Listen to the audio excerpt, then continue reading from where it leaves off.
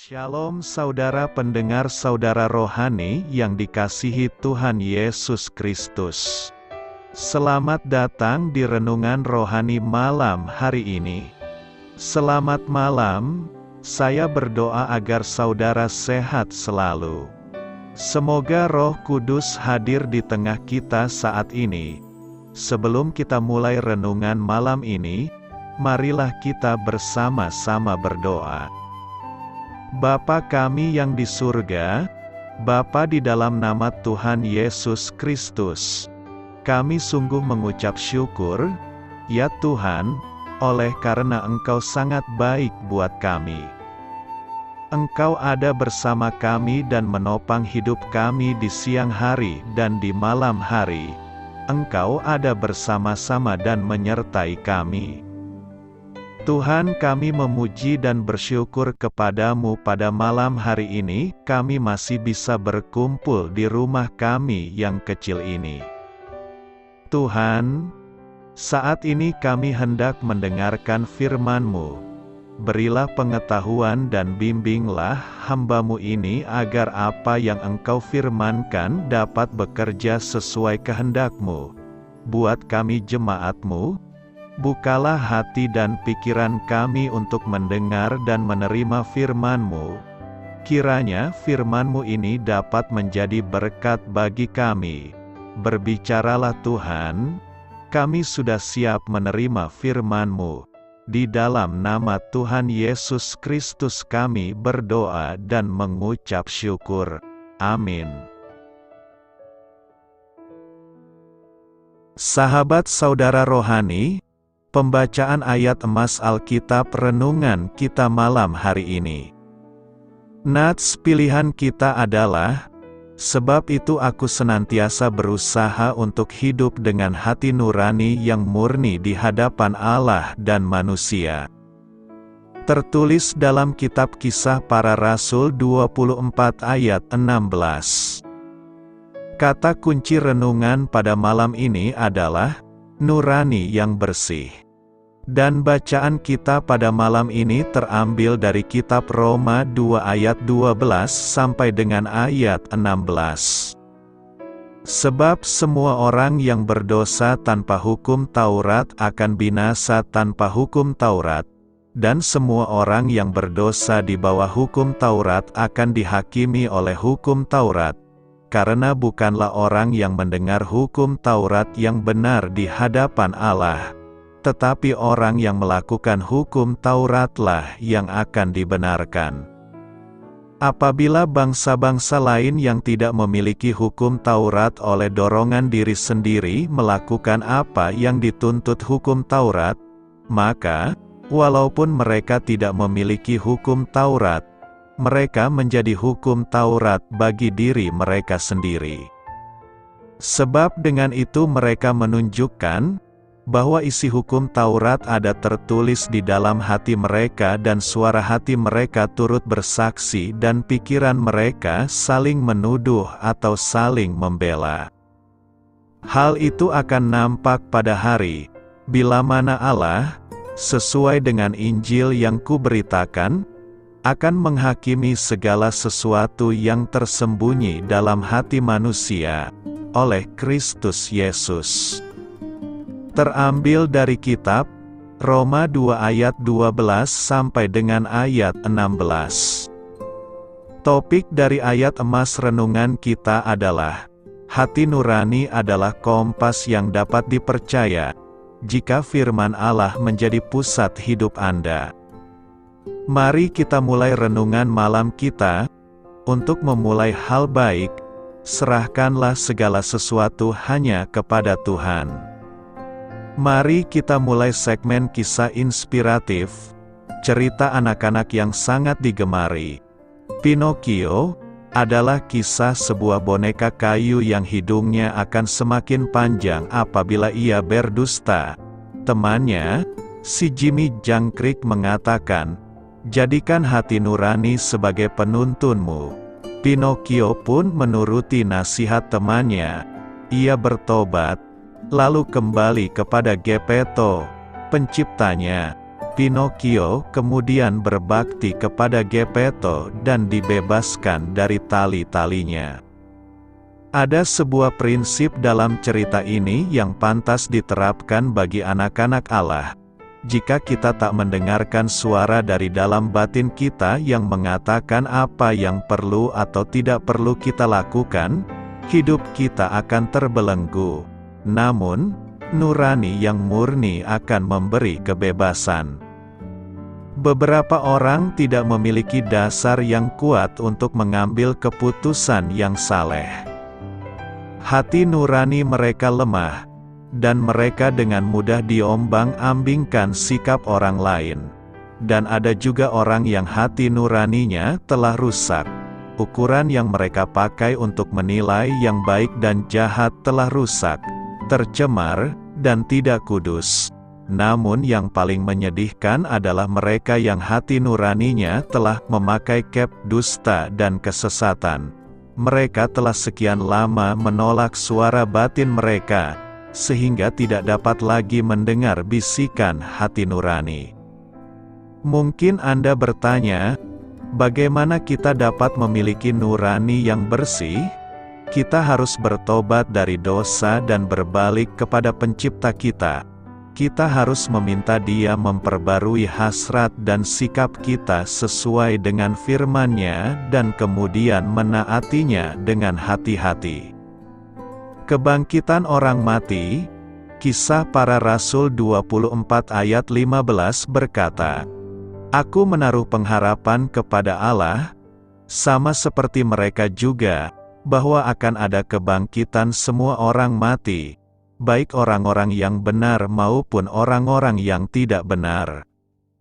Dalam tradisi Yahudi, orang mati tidak akan bangkit lagi. Namun setelah Yesus bangkit dari kematiannya, maka ada pemahaman baru bahwa orang mati akan bangkit juga. Ada teolog yang berpendapat bahwa kebangkitan itu ada dua macam, yaitu kebangkitan sementara, misalnya kebangkitan Lazarus yang dibangkitkan Tuhan Yesus dari kematian, Yohanes 11 ayat 44. Juga anak Yairus, perempuan Naim, Petrus juga membangkitkan Tabita, Paulus membangkitkan Eutikus, Elia membangkitkan anak janda Sarfat, dan Elisa membangkitkan anak perempuan Sunami. Ini semua adalah kebangkitan sementara, sebab mereka hidup kembali, tetap dengan tubuh fana yang sekarang ini. Lalu pada satu saat mereka akan betul-betul mati lagi seperti semua orang lain pada umumnya. Jadi kebangkitan sementara ini hanya untuk kembali hidup dalam tubuh fana seperti yang sekarang ini dan akan mati lagi. Kebangkitan yang kedua adalah kebangkitan kekal. Ini terjadi pada hari kebangkitan. Kebangkitan pertama untuk orang benar, kebangkitan kedua untuk orang berdosa. Semua bangkit dalam tubuh kebangkitan, bukan seperti tubuh yang sekarang ini, dan tubuh kebangkitan ini tidak bisa mati lagi, terus hidup untuk kekal selama-lamanya. Orang benar yang bangkit kembali pergi ke surga, dan orang berdosa yang bangkit kembali ke neraka. Martin Luther secara pribadi percaya dan mengajarkan kebangkitan orang mati dalam kombinasi dengan jiwa tidur. Ia percaya pada hari terakhir semua orang yang mati akan dibangkitkan dan jiwa mereka kemudian akan bersatu kembali dengan tubuh yang sama yang mereka miliki sebelum mati. Tubuh kemudian akan diubah. Orang jahat akan menjadi malu dan mendapatkan siksaan abadi, dan orang benar memiliki negara yang kekal dan kemuliaan surgawi. Bagi Luther, manusia sekarang ini adalah setengah bersih dan kudus. Manusia akan benar-benar kudus dan sempurna ketika dia telah hidup baru yang akan berlangsung selama-lamanya. Dalam arti ketika ia bangkit dari kematian, ketika manusia itu mati tabiat manusiawi itu dimatikan dan dikuburkan bersama segala kotorannya, dan Tuhan akan memunculkan kekudusannya dalam sekejap mata dan memeliharanya. Sedangkan Calvin mengatakan jiwa orang-orang benar yang sudah mati akan hidup dan menikmati istirahat yang tenang dalam kebahagiaan, tetapi kebahagiaan yang sempurna baru akan dinikmati pada saat kebangkitan tubuh. Calvin melihat perkara kebangkitan itu adalah suatu hal yang begitu tinggi sehingga perasaan orang tidak dapat tertarik kepadanya. Kristus menjadi jaminan bagi kita untuk kebangkitan kelak. Kristus telah bangkit supaya kita menjadi temannya dalam kehidupan yang akan datang. Ia oleh Bapa dibangunkan kembali karena ia adalah kepala dari gereja, dan karena ia dengan cara apapun juga tidak mau dipisahkan daripadanya. Pokoknya, ia telah dibangunkan supaya menjadi kebangkitan dan kehidupan. Oleh cermin ini terlihat oleh kita bayangan hidup dari kebangkitan itu, sehingga menjadi landasan yang kokoh untuk menopang hati. Calvin seperti juga Paulus, untuk membuktikan kebangkitan itu adalah dengan harus mengarahkan pikiran kepada kekuasaan Allah yang tak terhingga, karena Ia akan mengubah tubuh kita yang hina ini, sehingga serupa dengan tubuhnya yang mulia menurut kuasanya yang dapat menaklukkan segala sesuatu kepada dirinya. Karena itu, yakinlah pada kebangkitan Yesus, maka kita pun akan dibangkitkannya kelak. Pertobatan Paulus, Kisah Para Rasul 22 ayat 16 berkata, "Sekarang, mengapa engkau masih ragu-ragu? Bangunlah, berilah dirimu dibaptis dan dosa-dosamu disucikan sambil berseru kepada nama Tuhan."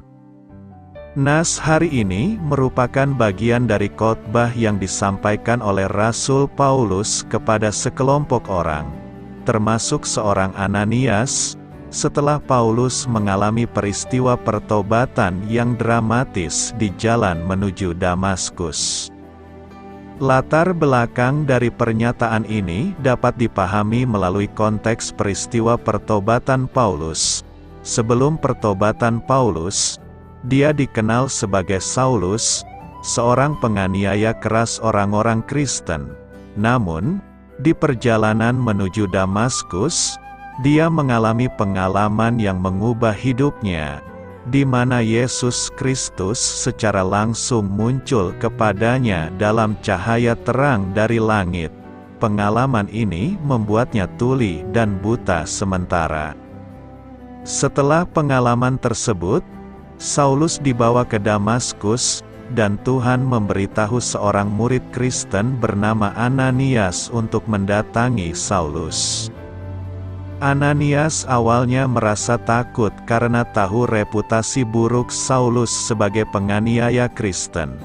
Namun, Tuhan memerintahkan Ananias untuk memberikan penglihatan kepada Saulus dan mengatakan bahwa Saulus adalah perangkat pilihan Tuhan untuk membawa nama Tuhan di depan bangsa-bangsa dan raja-raja serta orang Israel.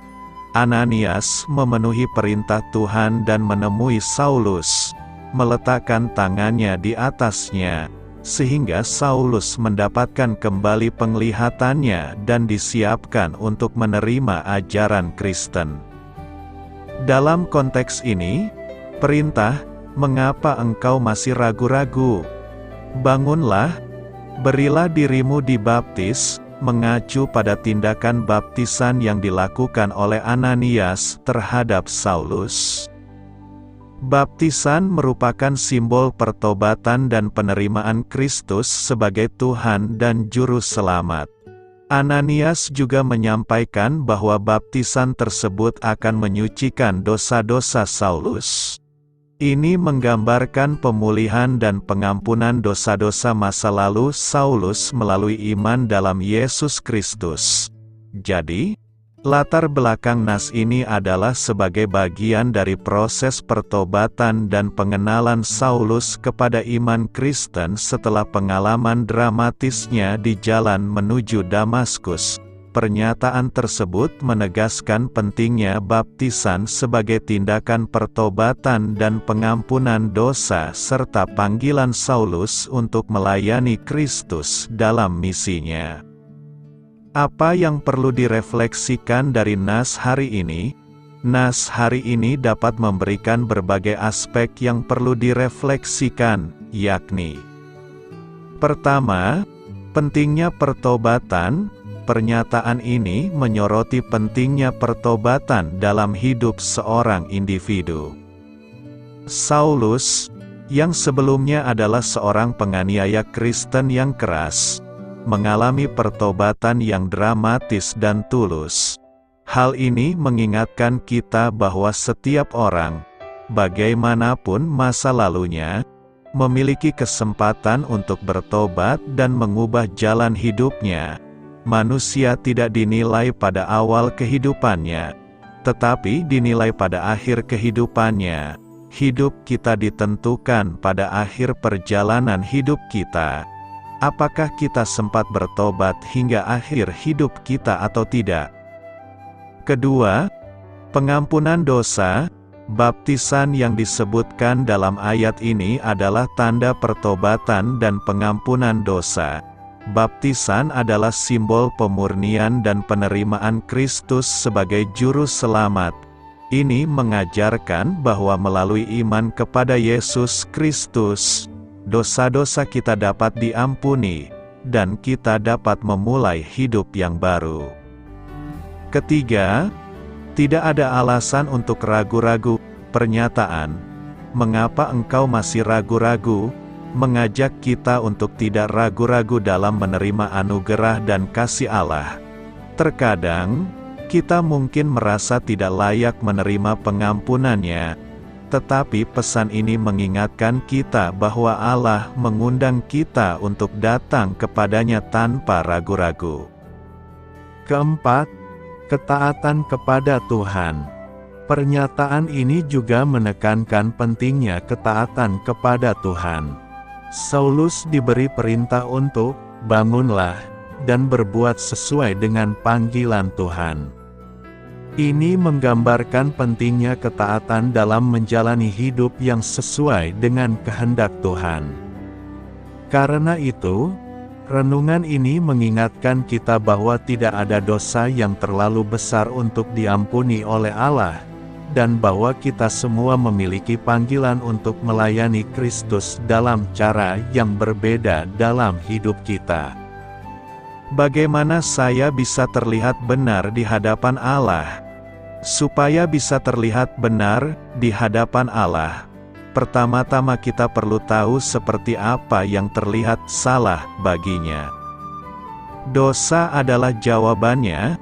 Mazmur 14 ayat 3 menyatakannya dengan ringkas. Tidak ada yang berbuat baik, seorang pun tidak, karena manusia telah memberontak melawan hukum Tuhan. Maka kita semua sekalian sesat seperti domba, seperti yang tertulis di Yesaya 53 ayat 6. Kabar buruk mengenai hukuman atas dosa adalah kematian.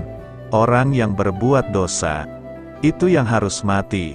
Dijelaskan di Yehezkiel 18 ayat 4.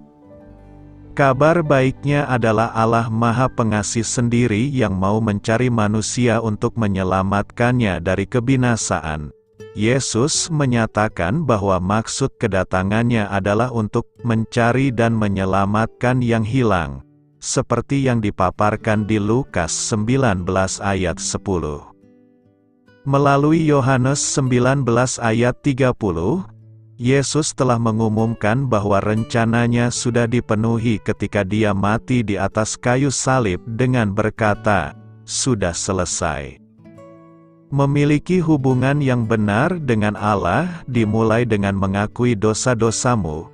Hendaklah dengan kerendahan hati kita mengaku dosa kepada Allah, seperti yang tertulis di Yesaya 57 ayat 15, diiringi adanya tekad untuk meninggalkan dosa. Pertobatan semacam ini harus dibarengi dengan iman, khususnya kepada kematian dan kebangkitan Yesus yang memungkinkan Dia menjadi juru selamat Anda. Sebab jika kamu mengaku dengan mulutmu bahwa Yesus adalah Tuhan, dan percaya dalam hatimu bahwa Allah telah membangkitkan Dia dari antara orang mati, maka kamu akan diselamatkan. Jelas Paulus di Roma 10 ayat 9. Masih banyak lagi ayat-ayat lain yang berbicara mengenai pentingnya iman, seperti misalnya Yohanes 20 ayat 27, Kisah Para Rasul 16 ayat 31, Galatia 2 ayat 16, 3 ayat 11, 26 dan Efesus 2 ayat 8. Terlihat benar di hadapan Allah berhubungan dengan responmu terhadap apa yang Allah telah lakukan bagimu.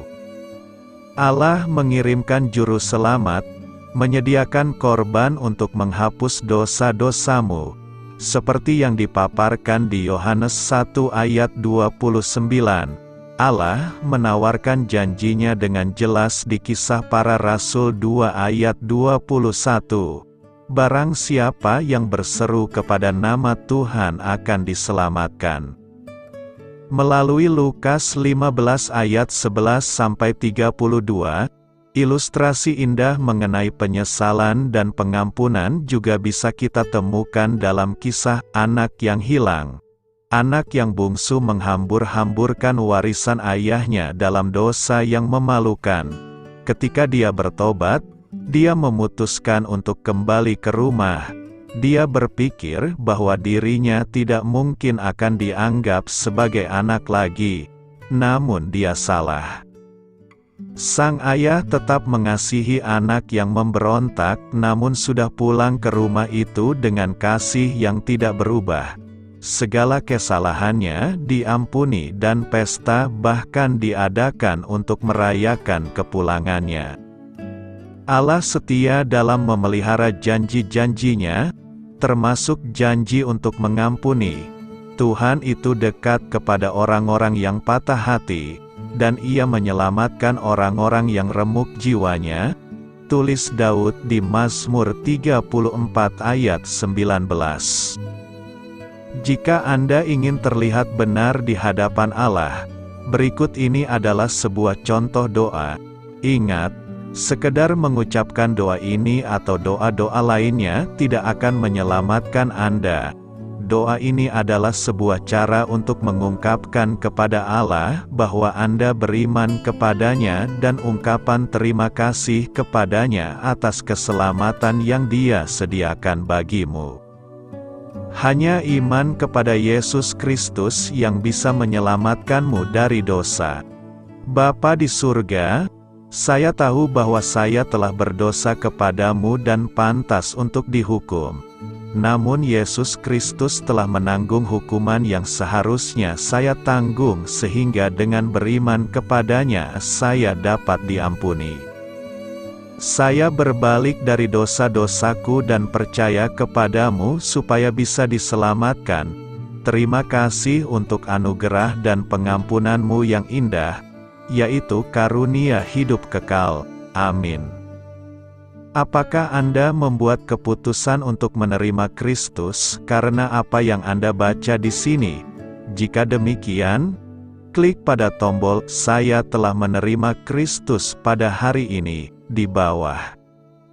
Yesus menghakimi yang tersembunyi dalam hati. Roma 2 ayat 16 berkata, "Hal itu akan nampak pada hari bila mana Allah, sesuai dengan Injil yang kuberitakan, akan menghakimi segala sesuatu yang tersembunyi dalam hati manusia, oleh Kristus Yesus."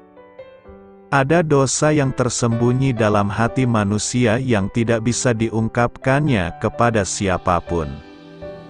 Dosa yang tersembunyi itu hanya Yesus yang tahu dan hanya Yesus pulalah yang bisa menghakimi dosa yang tersembunyi itu. Penghakiman Tuhan itu pasti akan datang. Tuhan akan menghakimi seluruh umat manusia mulai dari motivasi di dalam hati, perkataan sampai dengan perbuatan. Maka dari itu jagalah seluruh hidup kita dari praktik hidup kefasikan dunia atau sikap acuh tak acuh terhadap kehendak Tuhan. Dan satu hal yang harus kita waspadai, jangan pernah berdiri di wilayah abu-abu atau hidup setengah-setengah buat Tuhan. Alkitab mengatakan orang yang hidupnya ada di wilayah abu-abu akan dimuntahkan oleh Tuhan, dengan kata lain ditolak seperti orang fasik dan disamakan dengan orang pendosa lainnya. Untuk itu hati kita harus diterangi oleh firman Tuhan setiap hari agar tetap bersih, sadar dan waspada terhadap hidup yang bertentangan dengan kehendak Tuhan dan menjauhkan diri dari sikap hidup yang setengah-setengah bagi Tuhan dan yang bertentangan dengan kehendak Tuhan. Tuhan Yesus menginginkan persekutuan yang harmonis dengan umat-Nya. Dengan demikian hati nuraninya akan terus diasah dan semakin didewasakan untuk selalu peka terhadap kebenaran Tuhan yang menuntun hidupnya kepada kehendak-Nya yang sejati. Hati nurani yang murni di hadapan Tuhan yang terus berjaga-jaga untuk mendorong seseorang melakukan kehendak Tuhan inilah harta yang tidak pernah bisa diambil oleh siapapun. Harta dunia bisa dirusak oleh ngengat dan karat, pencuri bisa mencuri serta membongkarnya, tetapi harta berupa hati nurani yang sesuai dengan Tuhan inilah yang tidak bisa diambil oleh siapapun. Olehnya kita perlu mendewasakan hati nurani kita, mengasahkan dengan kebenaran firman Tuhan yang murni dan bertekun mengadakan persekutuan yang intim dengan Tuhan setiap saat. Dengan hati nurani yang benar yang terus didewasakan oleh firman Tuhan yang murni, kita akan semakin mengerti bahwa orang percaya tidak dapat mengabdi kepada dua tuan. Kita tidak bisa mengabdi kepada keinginan Tuhan dan kepada keinginan dunia atau diri sendiri secara sekaligus. Kita harus memilih dan memutuskan salah satu, dan haruslah kita memilih hanya mengabdi kepada Tuhan dan keinginannya saja. Tanpa mengasah hati nurani dengan kebenaran, orang tidak tahu bahwa sebenarnya ia masih mengabdi kepada dua tuan. Hati nurani kitalah yang akan menerangi diri kita untuk melihat seberapa murni kita hidup bagi Tuhan. Pada akhirnya Tuhan sangat menghendaki orang percaya memiliki sikap hati nurani yang bersih dan murni yang berjaga-jaga setiap saat, terus didewasakan dari waktu ke waktu sehingga ia bisa mengerti dan membedakan mana yang baik, yang berkenan kepada Tuhan kita Yesus Kristus dan yang sempurna. Karena itu, marilah kita menjaga hati kita agar kita tidak dihakimi Yesus. Hidup secara harmonis. Roma 12 ayat 16 berkata, "Hendaklah kamu sehati sepikir dalam hidupmu bersama, janganlah berpikiran congkak, tetapi arahkanlah dirimu kepada mereka yang rendah, janganlah menganggap dirimu pandai." Paulus menuliskan nasihat kepada jemaat di Roma untuk hidup secara harmonis dan rendah hati. Latar belakangnya adalah keadaan komunitas Kristen pada saat itu, yang terdiri dari orang-orang dengan latar belakang yang beragam. Pada waktu itu, jemaat di Roma terdiri dari orang-orang yang berasal dari berbagai budaya, latar belakang sosial, dan tingkat pendidikan yang berbeda. Ada kemungkinan bahwa beberapa anggota jemaat merasa lebih pandai atau lebih berharga dari yang lain karena latar belakang mereka yang berbeda. Mungkin ada ketidaksepahaman, ketegangan, atau persaingan di antara mereka. Dalam konteks ini, Paulus menekankan pentingnya persatuan dan kerendahan hati. Dia mendorong orang-orang percaya untuk hidup dengan sehati sepikir, Artinya mereka harus mengembangkan sikap saling pengertian, kerjasama, dan kasih satu sama lain. Mereka tidak boleh sombong atau congkak dalam pikiran mereka, karena itu akan merusak kerukunan dan persatuan dalam jemaat. Paulus juga menasihati agar orang-orang percaya mengarahkan diri mereka kepada mereka yang rendah. Ini menunjukkan pentingnya untuk memberikan perhatian dan pelayanan kepada mereka yang lemah, terpinggirkan, atau terabaikan dalam masyarakat. Mereka harus berusaha untuk tidak hanya memperhatikan kepentingan diri sendiri, tetapi juga melayani dan mendukung orang-orang yang kurang beruntung. Selain itu, Paulus menekankan agar orang-orang percaya tidak menganggap diri mereka sebagai yang paling pandai atau terbaik. Sikap sombong dan pandangan congkak tentang diri sendiri dapat merusak hubungan antara sesama dan menghambat pertumbuhan rohani. Sebaliknya, mereka harus hidup dengan rendah hati, mengakui bahwa semua kebijaksanaan dan kemampuan yang mereka miliki berasal dari Allah, dan menggunakan pemberian-pemberian itu untuk membangun dan melayani orang lain. Dalam rangka menjaga harmoni, persatuan, dan pertumbuhan rohani dalam jemaat, Paulus mengingatkan orang-orang percaya untuk hidup dalam kerendahan hati, saling melayani, dan tidak meninggikan diri mereka sendiri di atas orang lain. Ada beberapa maksud dan tujuan Paulus tentang hidup yang harmonis ini, yakni: pertama, untuk menciptakan persatuan dalam hidup bersama. Paulus mendorong orang-orang percaya untuk hidup sehati sepikir. Artinya mereka harus memiliki sikap saling pengertian, kerjasama, dan kasih satu sama lain. Dalam hidup bersama sebagai komunitas Kristen, penting untuk menciptakan lingkungan yang harmonis dan penuh persatuan. Ini melibatkan mengatasi perbedaan dan konflik, serta bekerja bersama untuk tujuan yang sama, yaitu kemuliaan Allah dan pertumbuhan rohani. Kedua, pentingnya menghindari sikap congkak. Paulus menekankan agar jemaat tidak memiliki pikiran congkak atau sombong. Sikap congkak, di mana seseorang merasa lebih unggul atau lebih berharga dari yang lain, dapat merusak hubungan dan menyebabkan perselisihan. Paulus mengingatkan mereka untuk tidak meninggikan diri sendiri di atas orang lain, tetapi untuk hidup dengan rendah hati dan saling menghormati. Ketiga, perlunya pelayanan kepada mereka yang rendah. Paulus mengajak orang-orang percaya untuk mengarahkan diri mereka kepada mereka yang rendah. Hal ini menunjukkan pentingnya melayani mereka yang membutuhkan, terpinggirkan, atau terabaikan dalam masyarakat. Ketika kita mengorbankan waktu dan sumber daya kita untuk melayani orang lain, kita menunjukkan rasa kasih dan memperlihatkan ciri-ciri Kristus yang rendah hati dan penuh belas kasihan. Keempat, agar tidak menganggap diri pandai, Paulus menasihati agar jemaat tidak menganggap diri mereka sebagai yang paling pandai atau terbaik.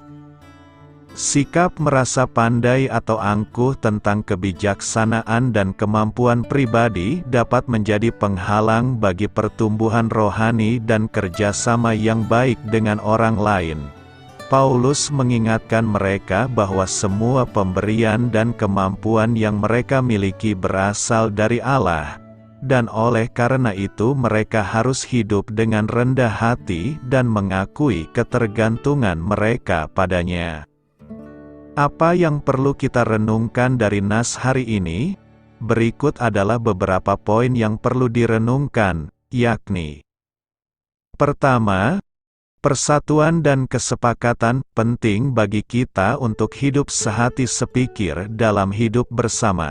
Ini melibatkan saling pengertian, kerjasama, dan kasih satu sama lain. Kita harus mencari persatuan dalam keragaman dan mengatasi perbedaan yang mungkin ada di antara kita. Hal ini memerlukan komunikasi yang baik, keterbukaan, dan sikap saling mendengarkan agar kita dapat hidup dalam harmoni. Kedua, kerendahan hati. Paulus menekankan agar kita tidak memiliki pikiran congkak atau sombong. Kita tidak boleh meninggikan diri sendiri di atas orang lain atau merasa lebih unggul. Sebaliknya, kita harus hidup dengan rendah hati, menghargai keberagaman, dan saling menghormati. Rendah hati mengakui bahwa semua pemberian dan kemampuan yang kita miliki berasal dari Allah, bukan hasil dari keunggulan pribadi kita. Ketiga, pelayanan kepada yang rendah. Kita perlu mengarahkan diri kita kepada mereka yang rendah, yaitu mereka yang membutuhkan bantuan, perhatian, atau dukungan. Pelayanan kepada sesama adalah panggilan kita sebagai orang percaya. Ketika kita melayani mereka yang terpinggirkan atau terabaikan, kita menggambarkan kasih Kristus dalam tindakan kita. Ini melibatkan pengorbanan diri dan keterlibatan aktif dalam memenuhi kebutuhan orang lain. Keempat, menghindari anggapan pandai. Kita harus waspada terhadap sikap merasa pandai atau angkuh tentang diri sendiri. Kebijaksanaan dan pengetahuan yang kita miliki bukanlah alasan untuk meninggikan diri atau mengecilkan orang lain. Kita harus mengakui bahwa kita semua terus belajar dan berkembang dalam iman dan pengetahuan kita. Menghormati kontribusi dan perspektif orang lain membantu kita tumbuh dalam pemahaman dan menghindari kesombongan. Karena itu, nas hari ini menjadi pengingat bagi kita untuk hidup dalam persatuan, kerendahan hati, pelayanan, dan menghindari kesombongan. Kita dipanggil untuk mengevaluasi sikap dan tindakan kita, serta menemukan cara untuk lebih baik melayani dan mendukung sesama dengan rendah hati dan kasih. Apa maksudnya orang Kristen tidak berada di bawah hukum? Eksposisi Roma 10 ayat 4, yang berbunyi, Kristus adalah kesudahan hukum Taurat, supaya setiap orang yang percaya mempunyai kebenaran, akan membantu dalam memahami apa artinya bahwa orang-orang Kristen tidak berada di bawah hukum Taurat. Rasul Paulus menjelaskan dampak dosa asal dalam Roma 2 ayat 12, dengan menyatakan, setiap orang yang berbuat dosa di luar hukum akan binasa di luar hukum, dan setiap orang yang berbuat dosa di bawah hukum akan dihakimi oleh hukum. Semua manusia dihukum di hadapan Tuhan, baik mereka orang Yahudi atau bukan, atau dengan kata lain, baik mereka memiliki hukum Tuhan atau tidak. Paulus juga menyatakan, sebab semua orang telah berbuat dosa dan telah kehilangan kemuliaan Allah. Jika kita tanpa Kristus, kita secara adil dihukum di hadapan Allah oleh hukum yang diberikan kepada hambanya, Musa. Namun, kita mungkin berpendapat bahwa mereka yang bukan Yahudi dan karena itu tidak mendapat manfaat dari pengetahuan hukum Musa, termasuk hukum moral dan upacara, tidak boleh dihukum dengan cara yang sama. Hal ini dijelaskan oleh Rasul dalam Roma 2 ayat 14-15, di mana ia menyatakan bahwa hakikat persyaratan hukum Allah sudah mendarah daging bagi bangsa-bangsa bukan Yahudi sehingga mereka juga tidak dapat berdalih. Hukum adalah masalah yang harus diselesaikan agar kita bisa mempunyai hubungan yang benar dengan Tuhan. Ketahuilah, bahwa manusia dibenarkan bukan karena menaati hukum Taurat, melainkan karena iman dalam Yesus Kristus.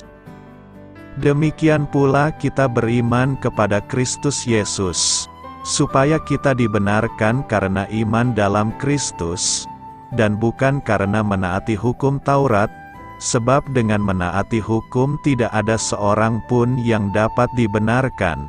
Bagian ini mengungkapkan bahwa hukum Taurat tidak dapat membenarkan atau membenarkan siapapun di hadapan Allah. Itulah sebabnya Allah mengutus anaknya untuk sepenuhnya menggenapi persyaratan hukum bagi semua orang yang percaya kepadanya. Kristus Yesus menebus kita dari kutukan yang dibawa melalui hukum Taurat dengan menjadi kutukan bagi kita. Dia menggantikan dirinya menggantikan kita dan di kayu salib menanggung hukuman yang pantas bagi kita sehingga kita tidak lagi berada di bawah kutukan hukum Taurat. Dengan melakukan hal ini, Dia memenuhi dan menjunjung tinggi persyaratan hukum. Hal ini tidak berarti bahwa umat Kristiani harus melanggar hukum, seperti yang dianjurkan oleh beberapa orang saat ini. Sebuah ajaran yang disebut antinomianisme. Sebaliknya, ini berarti bahwa kita bebas dari hukum Musa dan sebaliknya berada di bawah hukum Kristus, yaitu mengasihi Tuhan dengan segenap keberadaan kita dan mengasihi sesama kita seperti kita mengasihi diri kita sendiri. Kristus menjadi tujuan akhir hukum berdasarkan apa yang Dia lakukan di bumi melalui kehidupannya yang tidak berdosa dan pengorbanannya di kayu salib. Jadi, hukum Taurat tidak lagi mempunyai pengaruh terhadap kita karena tuntutannya telah dipenuhi sepenuhnya di dalam Tuhan Yesus Kristus. Iman kepada Kristus yang memenuhi tuntutan hukum Taurat memulihkan kita ke dalam hubungan yang menyenangkan dengan Allah dan menjaga kita tetap di sana. Tidak lagi berada di bawah hukuman hukum Taurat, kita kini hidup di bawah hukum kasih karunia dalam kasih Allah. Beritakanlah Injil kepada segala makhluk, hormatilah semua orang. Selamat beristirahat malam dalam kasih setia Tuhan. Doa saya menyertai saudara sekalian, mari bertumbuh dalam iman bersama saudara rohani. Saya memberkati Anda agar sewaktu Anda mencarinya dari Dia, Bapa Surgawi Anda akan memberikan bagi Anda roti harian Anda. Dalam nama Yesus Kristus, Tuhan yang berkuasa atas alam semesta dan menuntun kita kepada iman yang menyelamatkan, Tuhan Yesus menyertai senantiasa. Terima kasih sudah berkenan mendengarkan renungan malam saudara rohani. Tuhan memberkati. Amin.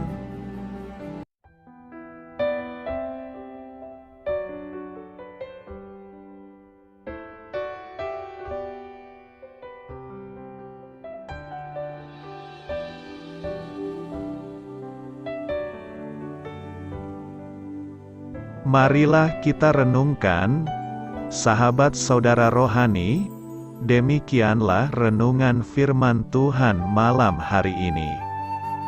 Semoga menjadi berkat di dalam hidup kita dan menjadikan kita pribadi yang lebih baik. Sebelum kita beristirahat pada malam hari ini, marilah kita berdoa. Bapa kami yang di surga, Bapa di dalam nama Tuhan Yesus Kristus, kami sungguh mengucap syukur, ya Tuhan, oleh karena Engkau sangat baik buat kami. Engkau ada bersama kami dan menopang hidup kami di siang hari dan di malam hari. Engkau ada bersama-sama dan menyertai kami, ya Tuhan Yesus.